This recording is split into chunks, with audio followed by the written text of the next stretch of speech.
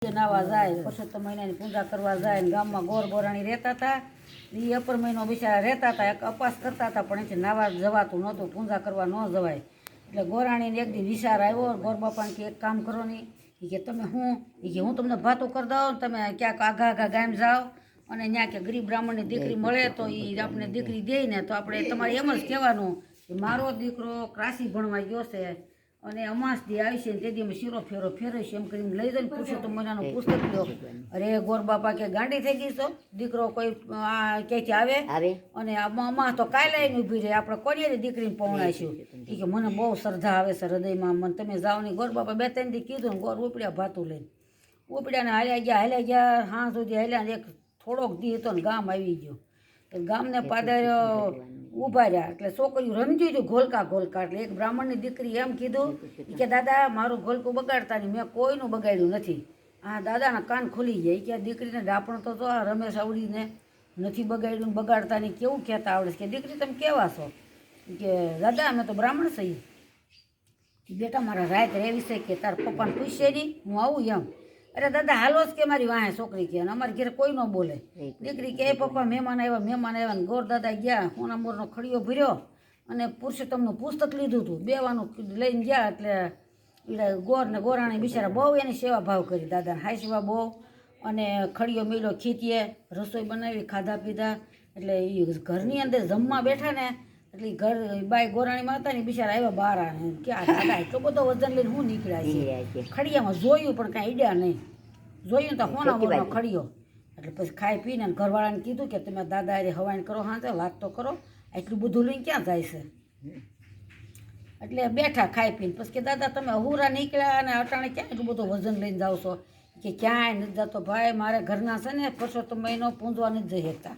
રહે છે ખરા પૂંજવા નથી જવાતું એટલે કે અમારે દીકરો ગયો છે ક્રાસી ભણવા અમાથી ભણીને આવે એટલે તેથી અમારે લગ્ન થાય અમાના એટલે ત્યાં સુધી કોઈ દીકરી દે તો અમારા ઘરના પૂંજવા જાય આ શ્રદ્ધા બેઠી બોલા કે તમારા દાદા ક્યાંય ગોતવા નથી જાવ કે અમારે આ દીકરી છે ને એ જ તમને અમે પૌણા દેવું સવારમાં હારા મૂર્તિ પુસ્તક કાર્ય 3 ફેરા ચોથો ફેરો બ્રાહ્મણની ઘેર કરવાનો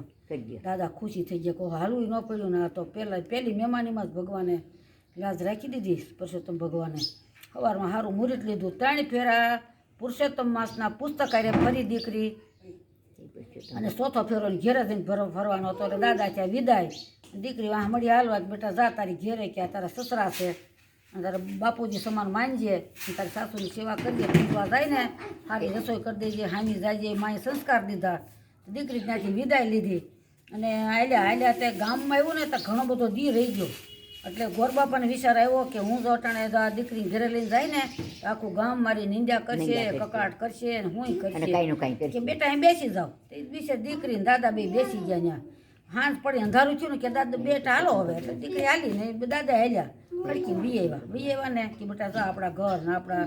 ઓવડા બધું આપણું છે પછી તો માડી મીડિયા સવાર પૂંજવા જવા બાયું અરે એ ભગવાનની શ્રદ્ધા લાગી કે પરસોત્તમ મમાનજી આવશે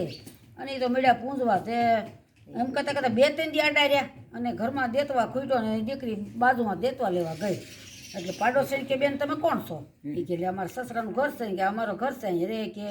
તમને કોને કીધું મારા સસરાએ કીધું કે મારા ઘરના ગયા છે ક્રાસી ભણવા એ છેલ્લે દી આવી છે અમારી તેથી મારે ફેરો ફરવાનો એક બાકી છે ને 3 ફેરા તમને ફેરવી દીધા છે કે પૂછો તમને પુસ્તક અરે બાઈ હાવ ખોટી વાત છે એના દીકરો નથી ને કાંઈ નથી કે તને કોકે ભોળવી મારી છે ને બાઈ તો લૂસપૂસ થઈને બેસી ગઈ ને કાસા પાકું રાંધ્યું માળી આવ્યા પૂંજીને તો હામી ન ગઈ બિચારી ને પછી માળી બધી ખબર પડી ગઈ બેટા ઓલો થઈ ગયો તમે કે બહાર ગયા તા કે હા બા કે દેતવા નહોતો તો લેવા ગઈ હતી કાંઈ વાંધો નહીં બેટા ભલે ગયા સમજી ગઈ તો સવારે માએ પૂંજા પો ત્યાર કર્યો પડશે તમને હારે પૂંજવા જવું તું અને એને શ્રદ્ધા મેલી બીજી એક શ્રદ્ધા પૂરી થઈ ગઈ બીજી મેલી એ ચાલે બેટા આપણે હાથ ઓવડાની સાવી છે ને સૌ ઓવડા ખોલજો હાથમાં ન ખોલતા એવી શ્રદ્ધા મેલી સવડા જોયા ને તો ધનના ઉભરાયેલા હીરા મોતીના ભરેલા અહીં કે માણેક મોતી છે આમાં તો કોઈ ખાધું કુટેમ નથી પણ મારે હાવું એક પણ હું કામ ના પડી છે સઠ્ઠો ઓવડો ઉગાડવાની તો સઠ્ઠો ઉગાડ્યો તો ભગવાન પરસોત્તમ બેઠા હતા રસોડામાં જા પરસોત્તમ ભગવાન બેઠા હતા બાજોઠે અને દીકરીને આમ ઉત્સાહ કર્યો કે ન્યા રહેજે અને છેલ્લે દિવસ હું આવે એમાં તમારે તું મંડપમાં બેહાય અને કન્યા પધરાનો સ્વાહ થાય ને તે હું ત્યાં રહીશ અને મારી બા રોવે ને એટલે કહેજે જેને પૂંજા હોય ને એને બોલાવો, એટલું મારે હમાસા દેજે કે ઈ મારી બા છે. ભગવાન તો દીકરો થઈ ગયા અને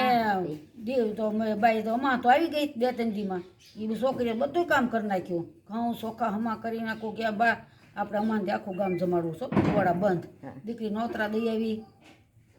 ભગવાનને લક્ષ્મીજી આવી ગયા તા રસોડા, ત્યાં તો કઈ કરવા પણ નહોતું,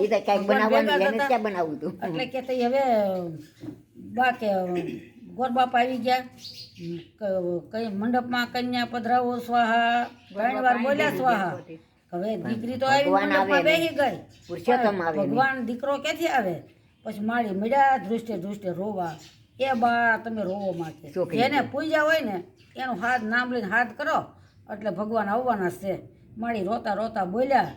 કે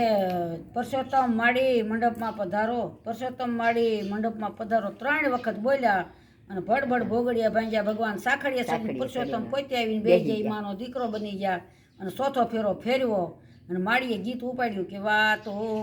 ગોણાય મને બહુ કીધા, નો સુજા ઘરડાના કામ ઘેરે પરસોત્તમ પધારિયા.